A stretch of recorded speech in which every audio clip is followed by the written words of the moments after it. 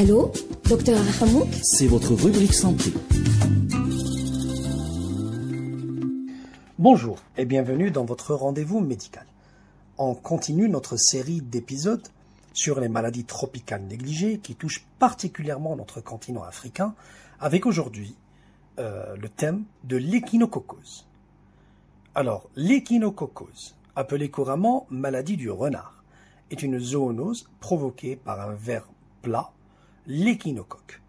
En Europe, il s'agit principalement d'Echinococcus multilocularis, mais il existe d'autres échinocoques parasites dans presque toutes les régions du monde. Alors, une échinococose peut être cystique ou hydatique. Causée par l'Echinococcus granulosus, elle peut être alvéolaire, elle peut être polycystique. Ces deux dernières échinococcus sont plus rares et retrouvées essentiellement en Amérique du Sud et en Amérique centrale. L'échinocoque est avalé par l'hôte. Les animaux concernés sont essentiellement des canidés, donc des chiens, pour l'Echinococcus granulosus, les renards pour le multilocularis, où la larve se transforme en adulte dans le tube digestif de l'hôte, permettant la reproduction et le relargage d'œufs par le tube digestif. L'être humain constitue le plus souvent un hôte en impasse, c'est-à-dire une impasse parasitaire. Ne permettant pas la reproduction du parasite, ce dernier traverse la paroi du tube digestif avant de s'implanter dans différents organes. En général, c'est ce qu'on appelle un kyste hydatique. C'est ce qu'on voit dans le pourtour méditerranéen ou l'Afrique du Nord, ou en zone tropicale, c'est l'échinococose alvéolaire, aussi appelée ténia du renard, qui est une maladie de l'hémisphère nord. Il s'agit de parasites différents, mais apparentes. Donc, chez l'humain, les œufs ingérés se transforment en larves, qui vont coloniser le foie et former une pseudotumeur, au bout de plusieurs années. Les larves peuvent exceptionnellement également atteindre d'autres organes, comme les poumons ou le cerveau. Pour l'échinococose alvéolaire, c'est une maladie grave qui se développe lentement, essentiellement au niveau du foie, sur plus de 15 ans et de manière asymptomatique, se traduisant par une hépatomégalie, c'est-à-dire une augmentation du volume du foie, des douleurs abdominales, un ictère et une fièvre. Elle est autrefois souvent confondue avec la cirrhose ou le cancer du foie.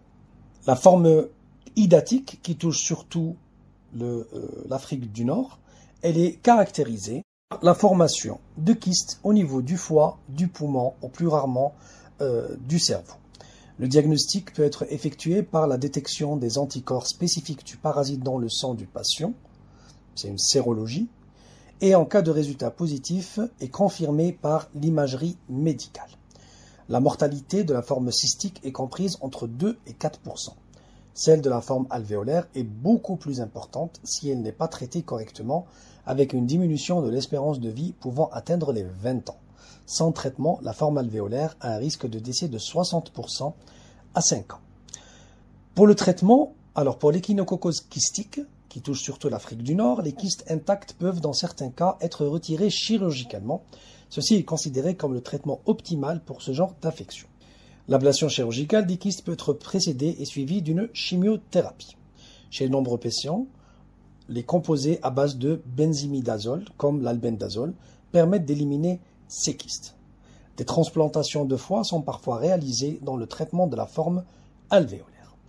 La prévention passe notamment par le fait de connaître l'existence et les modes de contamination par le parasite afin de les éviter. Le fait d'éviter d'entrer en contact avec les renards, souvent porteurs du parasite, se laver les mains s'il y en a eu un contact avec l'animal et après avoir touché des végétaux qui pourraient être infestés.